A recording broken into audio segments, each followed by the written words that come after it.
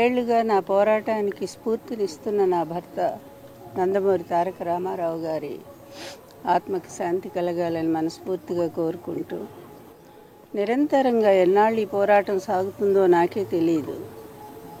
కళ్ళ ముందు ఎన్ని జరుగుతున్నా కూడా, ఎన్ని అకృత్యాలు జరుగుతున్నా కూడా బాధపడుతూనే ముందుకు సాగిపోతూనే ఉన్నాను. ఇప్పటికి కూడా ఈ అబద్ధాల ప్రపంచం, ఈ దుర్మార్గుల అరాచకం నన్ను వెంటాడుతూనే ఉంది, వేధిస్తూనే ఉంది.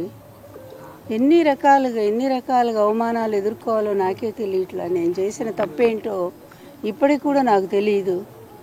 ఆయన నన్ను వివాహం చేసుకున్నారు, అందరి ముందే చేసుకున్నారు, లక్షలాది జనం ముందు అనౌన్స్ చేసి చేసుకున్నారు, భారీగా ఇంటికి తీసుకొచ్చారు, గౌరవం ఇచ్చారు. చివరి వరకు ఆయన ఆరోగ్యం కోసం, ఆయన ఆనందం కోసం, తర్వాత ఆయన అధికారంలో రావటం కోసం నిరంతరం కృషి చేశాను. ఒక చిన్న పదవి తీసుకోలేదు, ₹1 డబ్బు ఆశించలేదు, నిస్వార్థంగానే మిగిలిపోయాను.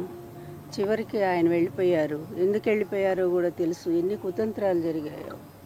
ఆ తర్వాత కూడా వాళ్ళు వదిలిపెట్టకుండా అదే అబద్ధాలను కంటిన్యూ చేస్తూ నా జీవితాన్ని నాశనం చేయడానికి ప్రయత్నం చేస్తూ ఉన్నారు.